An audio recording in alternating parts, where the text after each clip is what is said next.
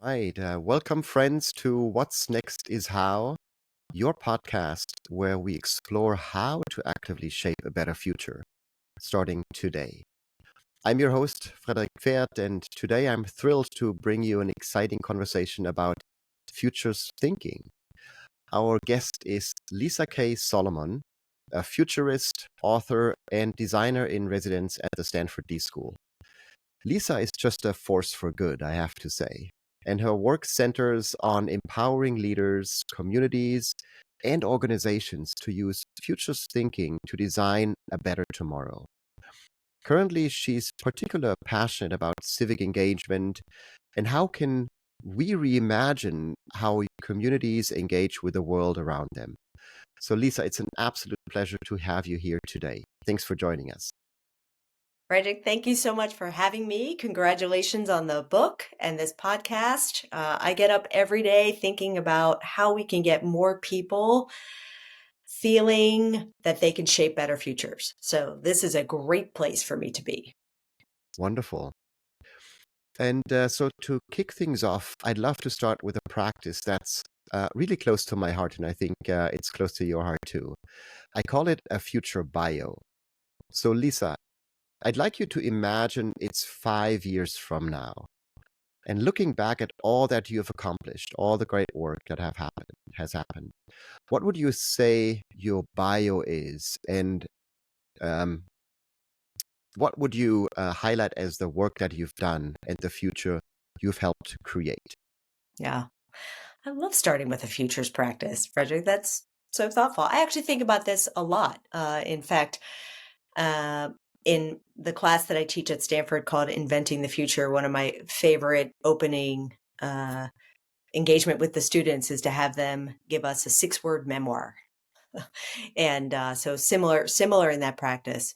Um, for me, when I think about 5 years, 10 years, what they're going to say about my body of work many decades in the future is that I made this approach to thinking boldly about the future, to thinking about the future not as one thing, but as multiple things, to getting comfortable with ambiguity, learning how to sift through the knowns and the unknowns, and to incorporate the idea of dreaming, imagination, learning from others into our everyday work. I made all of that, or I helped make all of that more accessible.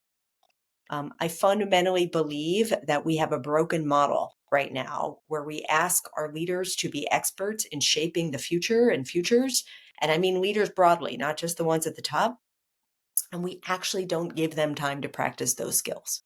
So everything that I do, whether it's my classes at Stanford, my writing about breaking down a futures mindset and a couple of different practices and approaches, and these programs that you're talking about, that is actually infusing a futures approach into helping more young voters think like voters, think like hiring managers of the future, which is what they are when they cast their vote.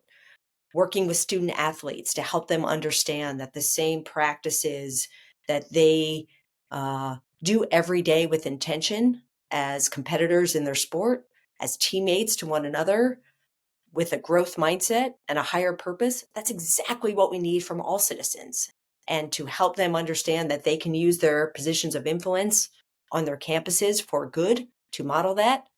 All of these fit my purpose of helping more people feel agentic in making choices that bring about better futures. And they're doing it in a way that's authentic to them. Wonderful. Thank you for sharing that, Lisa. It's always so inspiring to hear how someone envisions, the future they want to create for themselves and for others too. So thank you for sharing your future bio. And you've done such incredible work with futures thinking and, as you said, like breaking down that futures mindset and how literally everyone can be a futurist, right? I think that's what you were really telling everyone, like, hey, you can be a futurist and you can learn all of those skills that are required to think differently about the future. So tell me, why would we actually all become futurists, right? As most of our thinking is probably about the past, right? And we have like history Sure. classes, we have conversations that are mostly about the past. And so, why would we all become futurists? Yeah. And I would say, uh, just like I hope we all become good communicators, that I hope we all become critical thinkers, right? That doesn't mean that my tagline on my job description is critical thinker, communicator. That's how I think about futures too. And I'm not necessarily advocating that we all become a certified futurist in that way and what that means.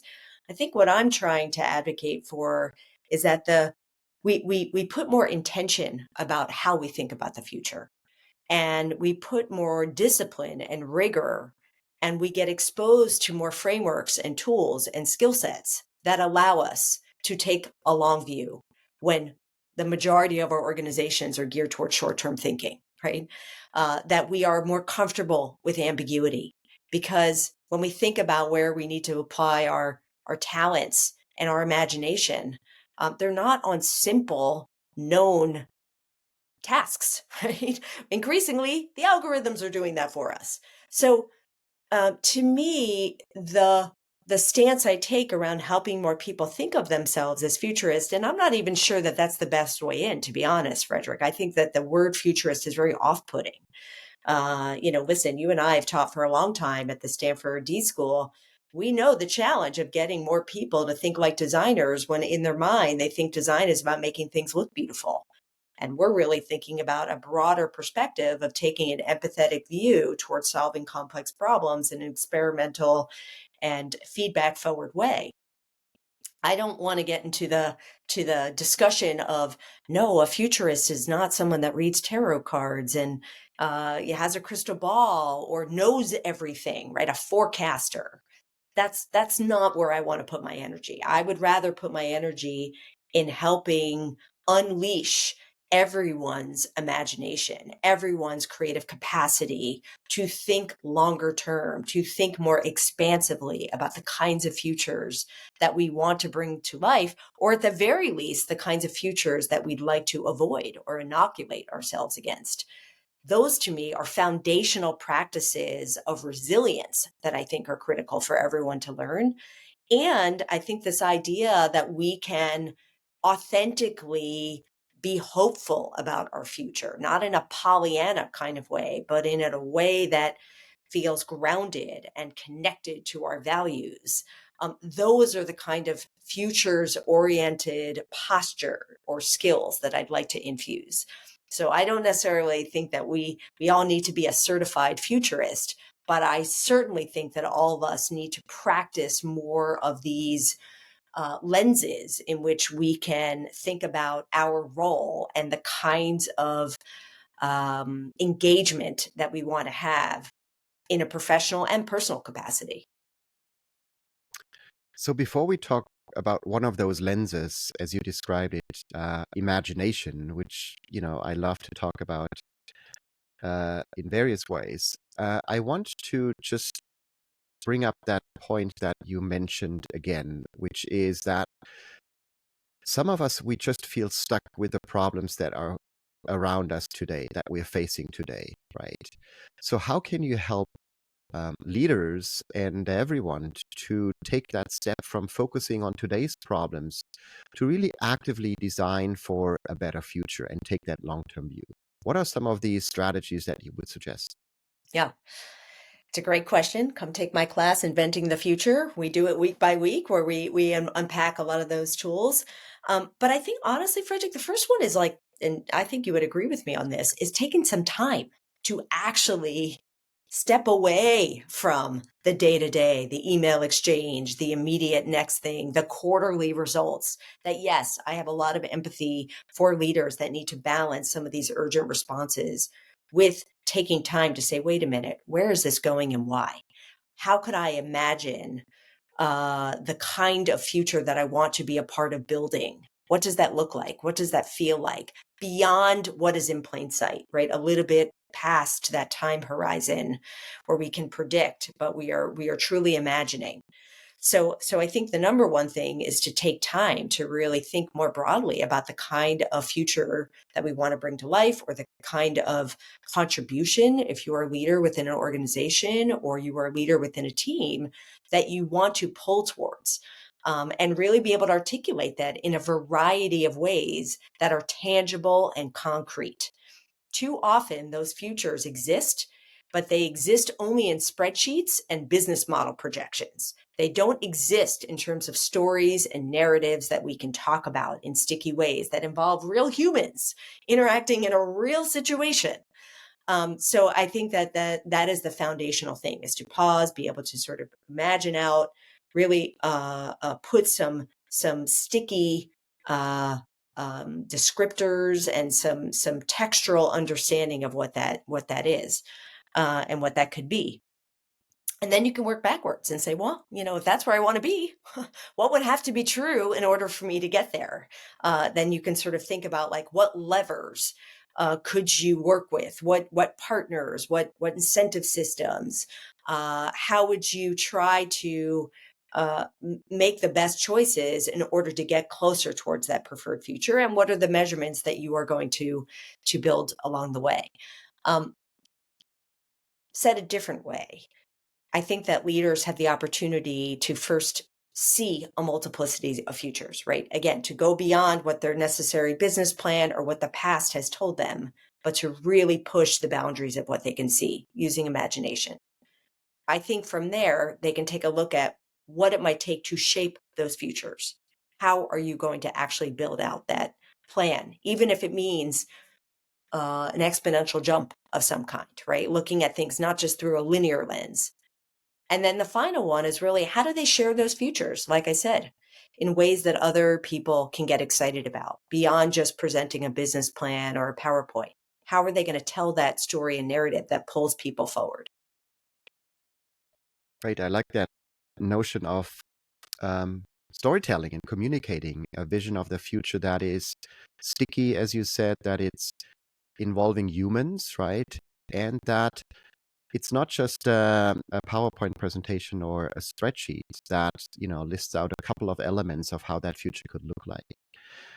Um, there's this, wonderful quote that says, "This current moment has not been imagined or was not imaginable, um, uh, you know, back in the days." I forget how I think that's a Stuart Brand quote. exactly. This present moment used to be the unimaginable future. This present moment used to be the unimaginable future. Exactly. And I love that because when you ask people, like, imagine like the 50 or 100 years out, right? They have a really hard time to actually do that.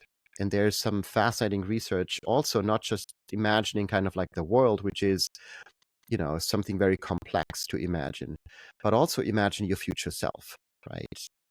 That when um, this research project asks Stanford students to imagine their future self just 10 years from today, right? They could articulate that they want to have a faster car or probably a little bit more money. And when they asked the students to imagine themselves 20 years from today, right, they said like they have probably like a house to live in and probably a job or some work they're passionate about and so forth, and they're in a relationship. But when they asked the students to imagine themselves 30, 40, or even 50 years out, right, the picture got very blurry. And they couldn't articulate anything how their future self is going to look like. And so when you ask leaders to imagine, like, how the world is going to look like in 30, 40, or 50 years, I imagine like nobody has a good answer for that. So how can we trigger our imagination? How can we really use our imagination to have those bold visions of the future? What's another secret ingredient that you could share that really helps people to do that? Yeah. Well, I love that you bring up that research because it suggests how uncomfortable we are with imagination, even for ourselves. And I think some of that research suggests that when we take a further out future and we try to imagine ourselves, we treat ourselves like a stranger. It's hard to have empathy for a stranger like that. They're so disconnected. And that's what gets me excited about the design component, because making choices to make that further out future feel more real is actually a craft. It's a design craft. I'll share a couple techniques that we do in our class, and just, would again love to have an exchange on this. One thing that we do in this class that I've been teaching for the last 6 years, called Inventing the Future. The premise of the class was to help our Stanford students that are incredibly technically talented answer the question, not can I build this, but should I build this? How do you know? And how do you know when the consequences, second, third order consequences, are years away? Now, listen, we know we're not going to give them direct answers on that. We don't have facts from the future, but we can ask them to visit the future in a way that stretches their imagination. So one of the techniques we do is we have them split up into teams after we've given them a number of these trend spotting activities, these second and third order, like the futures implication wheel, as an example, um, uh, another, some other more playful ways of bringing back artifacts from the future, again, to get that tangibility. We have them do 50-year utopia, dystopia debates on that emerging tech. And again, we're not looking for PowerPoints that talk about how a trend might unfold and then look at something. We're looking for narratives and stories. And they give us a glimpse from a future that's much more maybe akin to science fiction, but it's based on science fact and how that might unfold. And we have these two competing worldviews of how an emerging technology might play out, not just in and of itself, like what's the future of VR, but tell me about VR dating. What are the implications for that? Tell me about the future of lab grown meat and what a society might look like if we really adapt these new mechanisms to enjoy the benefits of meat, but in much more sustainable ways. And we have them play around with what could go right and what could go wrong.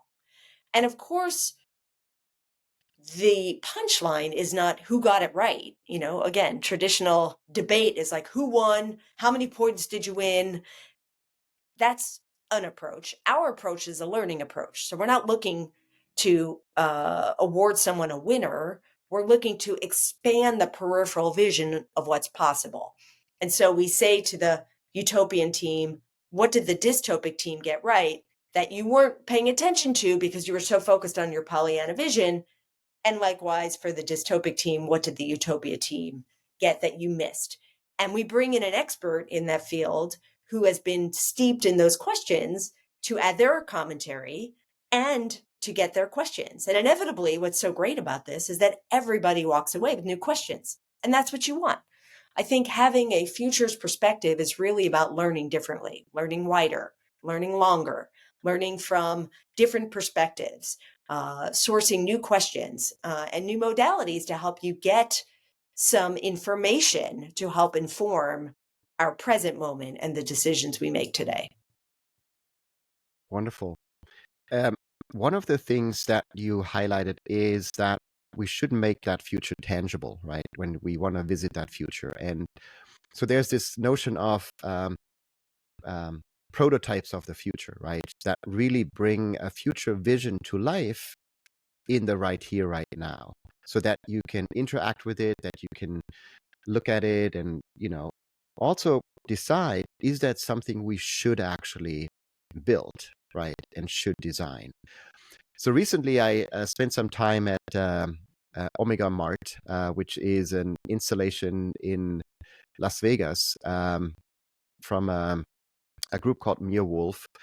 And they really had an interesting concept of a supermarket of the future, right? Where there's object that you could take out and you could interact with, and you read um, the labels and so forth, and they really had some intriguing kind of like things that you really thought that that could be possible, right, in the very near future. And it really triggered that question for me, like, do I really want that?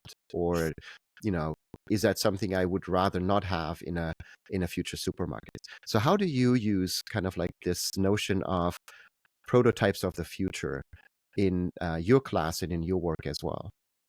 Yeah, it's a great question. I bet that was really interesting. What I love about that example is, of course, it's grounded in something we know today. We know what a supermarket is. We know what it's like to go to a place to pick up food and look at ingredients and how we do it. So there's something grounded in something that's known versus I think sometimes you can go into a far off future and nothing is familiar.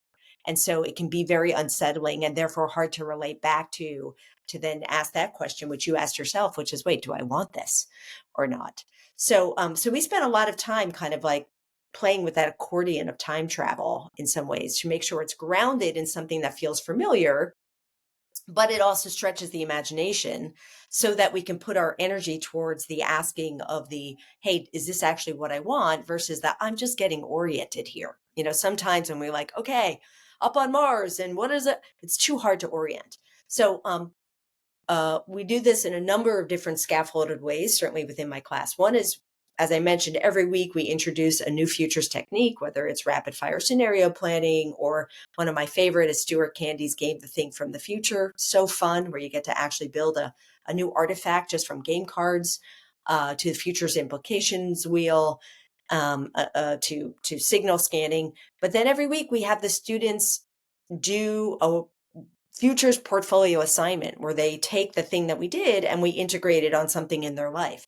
Now, what that helps do is it helps them integrate it and further their practices of it in a concrete form. A lot of times we actually make them visualize it as well. The other thing we have them do is reflect on it, reflect on the learning. So again, it's not just a gadget that goes. It's like, wow, by looking at it this way, this is what I learned and why. So we do a lot of different things to help really both make it a compelling and sticky experience, but then also integrate it into their learning. Another thing that we do is that we take some familiar formats and we have them stretch out in imagination. So the final assignment is an op-ed from the future. And this was just to give full attribution to the New York Times. They did a series of these a while ago. I don't think they've done it recently. So you're taking a format that's familiar of an opinion piece, but you're putting it into the future and you're asking them to submerge themselves into that future. So again, it's not a prediction of the future, it's a commentary of a different future state, which has, again, a different lens on perspective taking, which is a psychologist perspective of description of how to take empathy for one another. We're just adding this time scale to it. So all those are examples. More recently, I've started teaching a new class at the D.school, which I'm so excited about. It's called View from the Future. And here, what we are doing is we're helping expose students to career paths of the future. So I talk about it as we are having conversations with people living in the future. And what we do is we invite a variety of different designers, pioneers, innovators, researchers that are on the edge. So, another quote that people often say about the future comes from William Gibson, who says the future is already here. It's just unevenly distributed. So we bring the future here.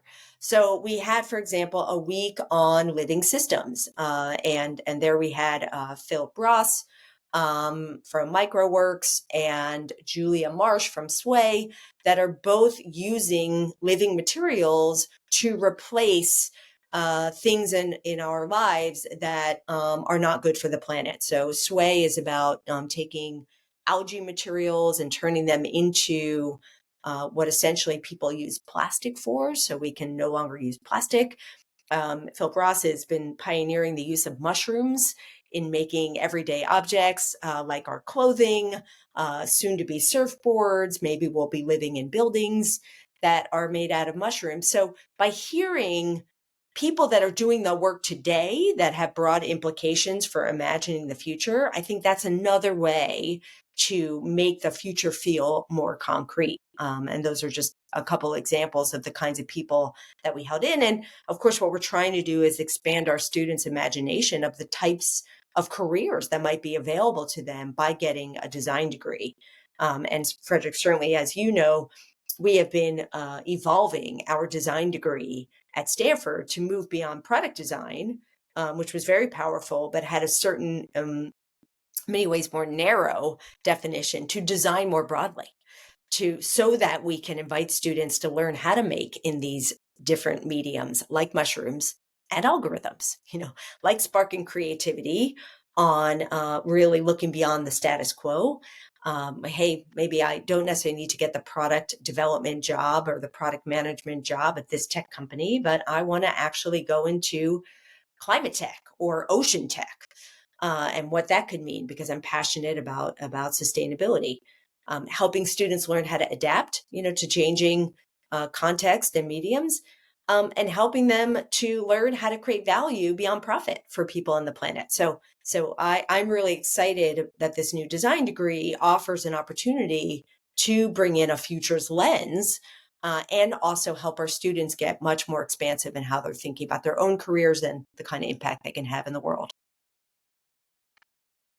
Yes, this evolution, I think, of the program and expanding just that notion of design, right, is so valuable. And I love the work that you're doing also on civic design, right, and bringing that whole notion of how can we reimagine communities and how they engage with one another and how they shape the future to really the next level. So can you talk a little bit about that work and how you were trying to really, um, um, you know, combine this futures thinking with civic design and the work that you're doing there as well, to Yeah, really create what I think is more an inclusive and also participatory future, right? absolutely, Frederick. Thank you so much for the question.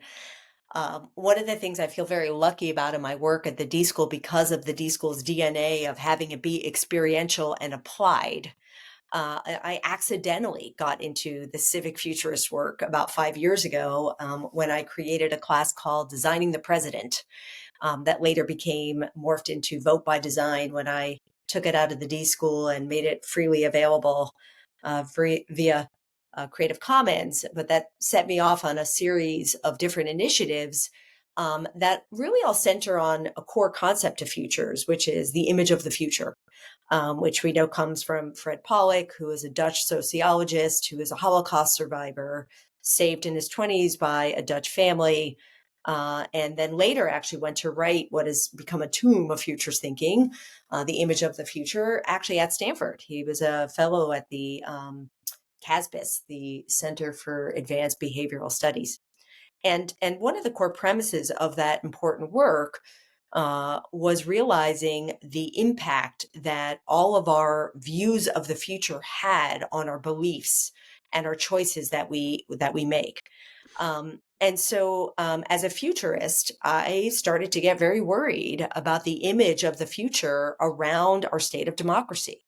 And I don't mean structural democracy, right? There are a lot of elements that are under assault and are very problematic around having a multiracial, pluralistic self governance system. I mean, what do we believe to be true about what democracy means for us and our individual role in shaping that? And increasingly, the image of the future coming at us was one of negativity. I mean, you can hear how often do we go about our day and we hear, oh, we're so divided, it's so toxic, it's so polarizing. And if you start to hear that all day long, then that's what you believe to be inevitable. And so I wanted to create some interventions that say that is not our inevitability. In fact, we see evidence of more positive civic futures all around us if we choose to see it that way. Starting with this work that I did around designing the presidents, which took a look at young people, again, the the narrative we have around young voters is they're apathetic. Look at the numbers; they don't show up. What's wrong with them? And the combined design futures approach allowed me to say, I don't think they're apathetic, because if you ask them what they care about, they're very passionate about the environment. They're very passionate about issues like sensible gun control, and economic opportunity. I don't think they're apathetic. I think they're undersupported. What would it look like to use a different mode to help them feel more confident and capable in thinking of themselves as a voter? And so, just to give you a concrete example of what we did was we said, look, instead of coming at you with this abstract concept that's actually quite confusing on voting, we said, hey, look, you're a hiring manager. When you become 18, you get to hire the most powerful position in the country, in your state, in your local city, and perhaps in the world when you're voting for the president. What are you hiring for? Now, notice we're already changing the language to make it more agentic for them. Say, oh, I never thought of it that way. Do I want a leader that's empathetic? Do I want a leader that's a good communicator? Do I want a leader that knows how to build relationships? So we had them have that conversation. And then we added a futures lens where we said, once you kind of now have a conversation with someone else, try to agree upon some priorities, let's prototype the future. Let's test it out. And we created these scenarios of the future that a president might have to react to. Now, remember, this is in 2019. And we created little vignettes of a flu-like virus that came out of China and took down the world economy, that didn't have a known vaccine or a drug that would combat it. We had a scenario of an insurgency, but it wasn't at the US Capitol, it was at the state Capitol. We had a scenario of an environmental disaster where 1,000 people were killed from a superstorm, which I certainly hope does not become our future, but it could be based on just looking at the trends. And then we had students make a speech to the American people, embodying those scenarios, thinking about the leadership qualities that they cared about and what the responses that they would have liked to hear. So all of a sudden, using a futures approach, we are getting students thinking very differently about the power of their vote and breaking it down in concrete ways. So that was just one example of the kinds of methods that I've been working on to basically shrink the change between the desire to shape the future, to be more agentic, and the feeling like that the future is happening to them. And then I'll just share one more piece that has gotten me very excited, that I've stayed very involved with. After I took that curricula and I digitized it and made it online when the pandemic actually did happen in 2020, I started to get phone calls from other people that found themselves wanting to shape the future in new ways, but they didn't necessarily have the tools and the approaches. One of the people that called, one of the individuals that called me was a 6'8" basketball coach from Georgia Tech at the time, who was in the process of helping his athletes vote. And what happened to him was he was trying to help his teammates, his team process the aftermath of the murder of George Floyd. They were feeling very helpless and very frustrated and very overwhelmed by the future happening to them. This is in the middle of protests in Atlanta and some violence. And in a team meeting, a senior on that team named Malachi Rice said to the team, well, if you all care so much about your future, who's registered to vote? Well, Frederick, 0 people raised their hands in that. And my now colleague and partner, Eric Revenue, basically had a midlife crisis on the spot. He could have used your opening question of what's the legacy you want to have?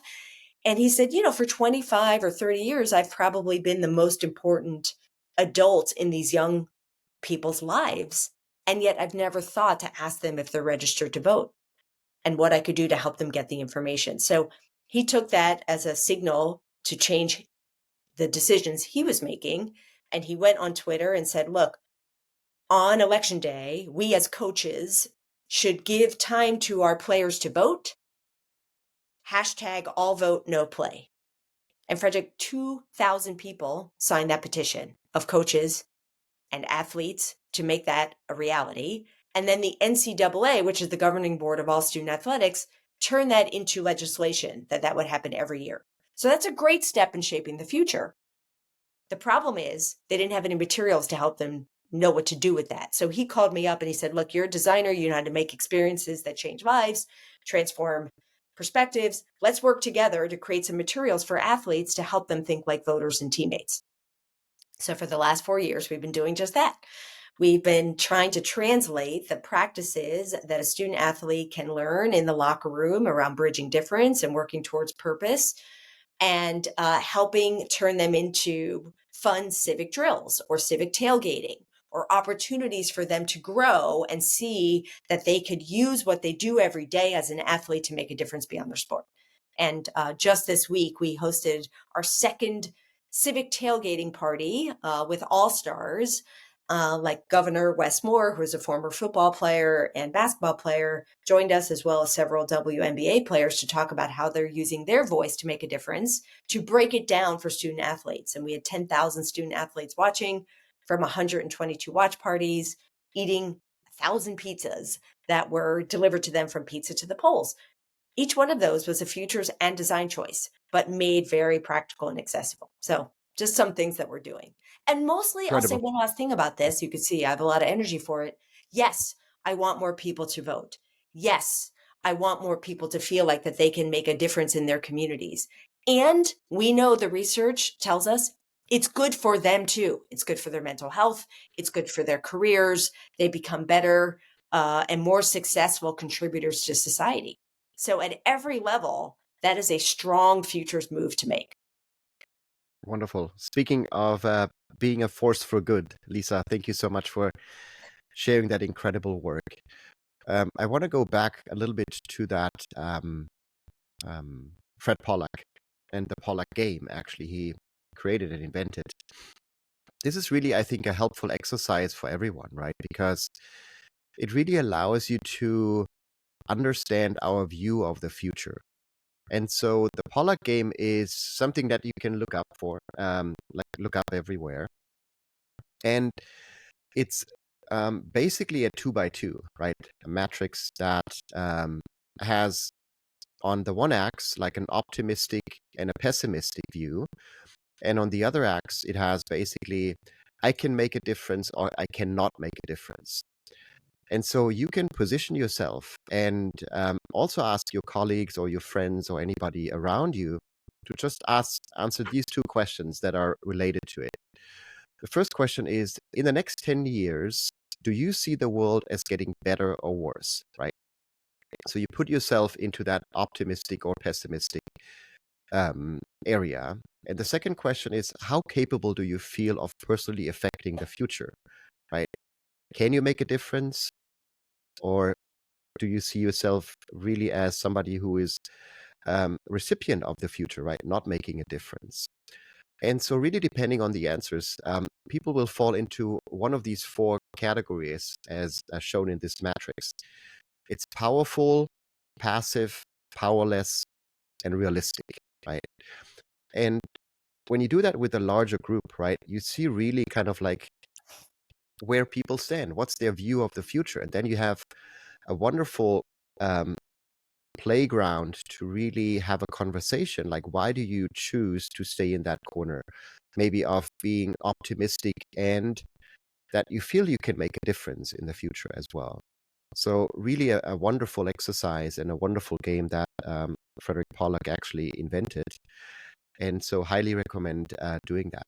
What's Well, your I'll just experience? yeah, I'll say, What's Freddie, we actually open up our class with that game, and I want to give props to my good buddy and just hugely respected colleague Stuart Candy, who helped bring some of those philosophies to life. I'm not sure Fred Pollock actually created the game as much as the underlying principles behind it. Um, so we do that in the beginning of our class, and then we do it again at the end as a way of kind of marking to your point of, do you feel like the future is happening to you, or do you feel like you have learned skills to make you feel like you could be in a different quadrant, particularly your ability to shape the future. And one of the things that I try to do in my work is to point out futurists that we wouldn't necessarily call futurists. I actually wrote an article last year right as she was finishing up her first leg of her Eras tour about Taylor Swift as futurist. Taylor Swift is a futurist. Now, we don't call her that, right? And frankly, what makes me motivated to continue to do this work is when I ask my students, who do you think is shaping the future? And they say Elon Musk or Jeff Bezos, which, yes, I mean, of course, the power and the influence that they have is in fact shaping the future. And so is Taylor Swift. And so is Beyonce.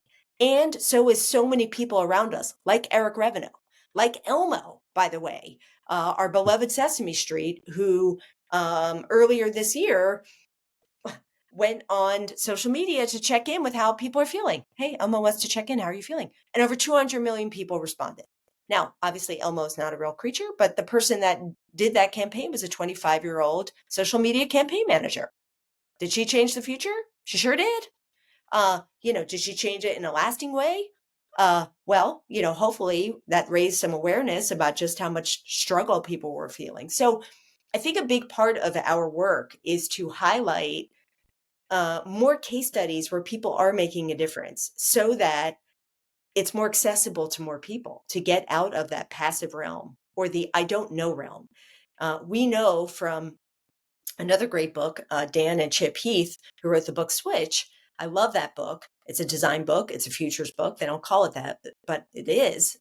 Where we say what often shows up as resistance or even laziness is lack of is confusion, right? Is lack of understanding of how to take the first next moves. So I think if we as educators, as authors, can make it more accessible for more people to see that there is a first move available to them, then that takes them out of the passive quadrant and at least gets them closer to I can influence the future. And to me, that's what the work is about. Wonderful. Um, we talked a little bit about imagination as something that is accessible to all of us human beings, right? But I think it's also something underused, right? Um, and really taking that time, as you talked about it previously, to imagine and taking a step back, right? And allow yourself to really pause for a couple of minutes or even maybe a couple of hours to imagine that utopia that we want to see happening ideally, right? And that we want to be a part of.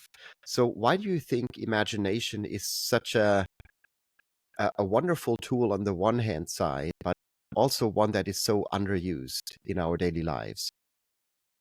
Yeah, it's a great question, I think, and really hope that more people are paying attention to it. Imagination is, I think, what has kept us alive as human beings for tens of thousands of years. The ability to imagine something beyond right in front of us is, I think, the fuel for advancement, for possibility, for survival. This idea of being able to tell a story about what I think, from the caves of Glasgow, where they really realized that there were, drawings of animals that were basically communicating, like surviving is avoiding those animals. We're gonna paint this picture for you. That's a form of taking imagination of what could happen and communicating it in some tangible way. So I think imagination is critical, to us connecting as a species. Um, and is something that we have grown and evolved. Unfortunately, I think imagination is something that is undervalued, as you said, and misunderstood. So I'm excited when I have colleagues like Ed Finn and Ruth Wiley at the Arizona State University Center for Science and Imagination that's doing a lot of new research on imagination, and particularly applied imagination that I think is critical. um, but I think that our schooling, and at least I'll speak here from a US perspective, it really doesn't value imagination. I mean, like creativity, I think pretty much from the second grade on, if you can't, draw a beautiful horse, you're not creative. These trips, and again, like show me uh, the index that honors and really encourages imagination. I think oftentimes the divergent question, particularly in public schools, gets shut down because it's off of the incentive system to get through the material that we are able to test so that we can measure to advance you. Um, and yet, right, we have these great heroes that we uh, uh, put up on a pedestal for being these. Wow, they were the out of box thinkers. Steve Jobs, the out of box thinkers. Again, Elon Musk. Imagining going to Mars. As some earlier inspiration. So I think we have a lot of work to do to infuse imagination as a necessary ingredient for all leaders to practice over time and to do that in safe and structured ways so that when we have the crises that require creative thinking, it's not the first time they're exercising imagination or creative muscles. So anyway, and I guess and I don't have the current studies on it, but I often think about Warren Berger's book on curiosity and questioning, where he took a look at, the greatest questioner in the world. I think it's a 4-year-old girl that asks somewhere in the neighborhood of close to 300 questions a day, mostly of, her parent, if not her mother. But then, he tracks like what happens to questioning when kids go to formal education. And it's like while reading and writing grows up, questioning takes this nosedive. So I think we could use that as a cautionary tale, maybe of what things we need to reverse around imagination. Absolutely. Yeah. Which brings me to um, maybe an exercise that we want to do together, just to spend some time literally to imagine, right? And practice that muscle and practice that um, ourselves so that we can use it when we need it more. So I want to engage us in a quick exercise called a mind state moment, which is just an imagination exercise that allows us to take a pause, um, relax, but also like put our minds towards the future, right? And just see what's coming up. So I like that you already get into the right pose, Lisa. So I'd like to invite everyone into this mind state moment, just a short journey into the future, using the power of your imagination to explore what's possible. So wherever you are right now, take a moment to pause. And if it feels comfortable, also close your eyes and begin with a deep breath in and just slowly exhale. Let's take another breath together. Inhale deeply and let go of any tension as you breathe out. And now, with your mind calming down and being open, I want you to imagine yourself 5 years into the future. Picture yourself waking up in a world you've helped create. What does your environment look like? Is it full of nature, filled with a vibrant community, or perhaps something else entirely? Think about the communities you're part of, communities that you've actively shaped through your actions. How do people interact with each other? What values guide them? How do they support and uplift one another? And in this future, you've played a key role in shaping these connections. So take a moment to feel that impact. Your actions today have contributed to this future.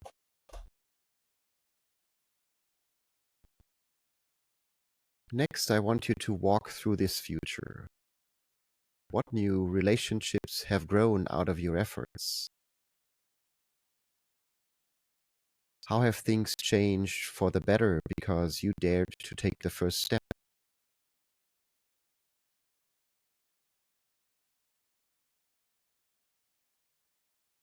And just reflect on the contributions you've made and how they've rippled outward.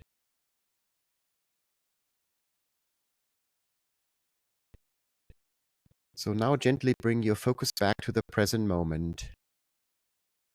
And from this future, think about the one small step, the one meaningful action you can take today to begin moving toward that vision. It doesn't need to be a grand gesture, just one step forward. Maybe a call you want to make to someone,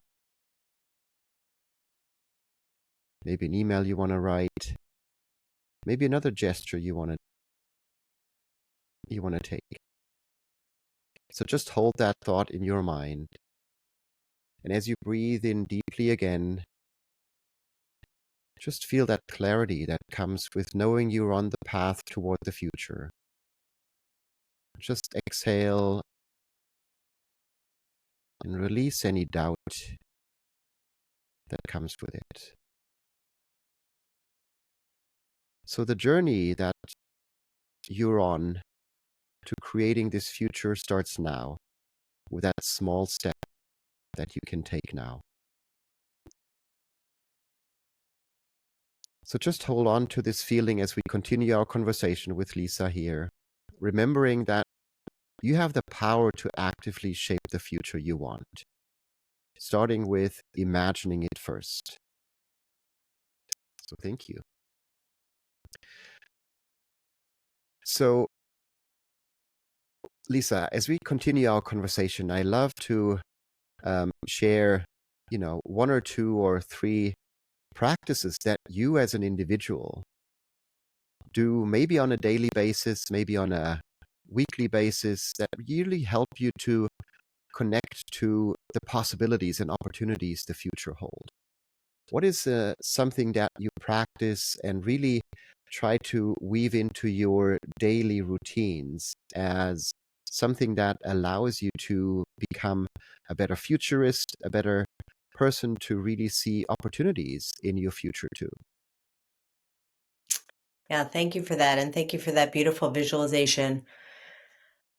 A couple things that I do, um, I try to stay as curious as possible about things going on. I don't need to be the expert on, particularly here living in Silicon Valley and the heart of emerging tech. I'm not the AI expert. I'm not the expert on any emerging tech, but I am curious about how the tech is unfolding. And so I do try to, even without a technology background, look for things that pop up that may like go over your mind, but be like, huh, I wonder what's going on there. Right. So I really try to hold a curiosity and a wonderment about the world, that requires an openness, right? A stance, and certainly look, Frederick, I don't need to tell you or others listening, it has been a very hard few years. Um, when we are in a place of reaction and defense, it is hard to be open and to be creative. So that has become the reminder to be open and curious has actually become a way more intentional and conscious than it ever was. But I have to do it because I don't want personally to stay in that stance of, being reactive and reflective. So that's a personal practice that then extends to how I show up to my students or to the things that are open to me. Um, the second thing that I try to do at a very personal level that is very authentic to me is I try to build relationships that are diverse and that are meaningful, that are grounded in respect and care. So to me, what a hallmark of a great futurist is someone that has a lot of different kinds of relationships that bring in different perspectives and they invite them in. What I say to people who I am excited to meet and get to know and eventually want to work with, I always say, what would be a great phone call for me?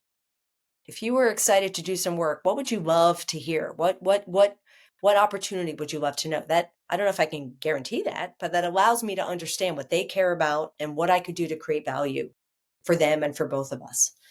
Um, you know, I'll say one thing I that brings both of those practices to bear was something I'm really proud of, connecting to the applied, even civic futures. Is earlier this year at Stanford, I hosted something called the Futures Happening Democracy Edition, where I brought in about 100 people bringing different perspectives. Some of them were steeped in the democracy space. Some of them were artists and poets, community builders, teachers. And together we explored bright spots of what the future could be. What if democracy reflected the kinds of communities we wanted to be a part of? And every choice I made was about lifting up others in that same way through relationships and through an openness and curiosity. And of course, given the fact that this topic is not without challenge, I had to, as a designer, ensure that I wasn't being too Pollyanna about it, right? That I was also kind of building off of credible evidence, pieces of evidence today that these bright spots could in fact grow and shape and change. But I think what I loved about that experience, getting back to your question of personal practices, is that I think everybody left there not only with new ideas, which was great, but with their own practices of being curious with each other and taking the time to be connected and to allow their imagination to flourish, even while they were feeling nervous about how the future might unfold. So those are some things I like to do. And I think the last thing is gratitude, related to that. I have a very deep practice of gratitude. In fact, one of my colleagues recently said to me, Lisa, you're very gratitude forward. And I was like, that's about the best compliment I could ask for. So I try to do that when I see something that I'm grateful for, I name it. I don't hold back. I write thank you notes to people I've never met. I let people know if they have a contribution that they did something that made a difference. I let them know. There is no shortage of gratitude. That is an abundance play that I lean into. So thank you for allowing me to share those. Wonderful. So stay curious, make connections, and practice gratitude. That's what I'm taking as the three practices that help you, Lisa, really um, not just stay grounded, but really have a different relationship with your future as well, right? Because that allows you to see possibilities and opportunities, right, in the tomorrow. And also, it allows you to see your own role differently, probably in shaping the future, right? Where you're not a passive recipient of what's happening, but really an active agent of what we want to create and how we can create that moving forward. So that's wonderful, and I think um, we should all, you know, have that curiosity and openness. We should all make more connections that are diverse, and we should all practice more gratitude, right? In the morning, in the afternoon, in the evening, whenever you feel like, this is something that can help you to feel better, and also to um, feel that the future is something that we are also grateful for, right? That it's unfolding in a way that is mostly beautiful, right? If we just look for it in the right way and shift our perspective to see the beauty in the future as well. So thank you so much, Lisa, for sharing your wisdom with us and helping us to think more expansively about the future, and helping all of us to become futurists. To our listeners, remember, the next chapter of your future begins now. And I think we learned today how you can really create that future that you want to see happening. So take what you've heard today and start applying it in your life, in your work, and in your communities as well. If you enjoyed this episode, don't forget to share it with others who are passionate about shaping what's next. And stay tuned for more explorations on what's next is how. See you next time, and see you in the future. Thank you so much, Lisa. Thank you. It's been wonderful.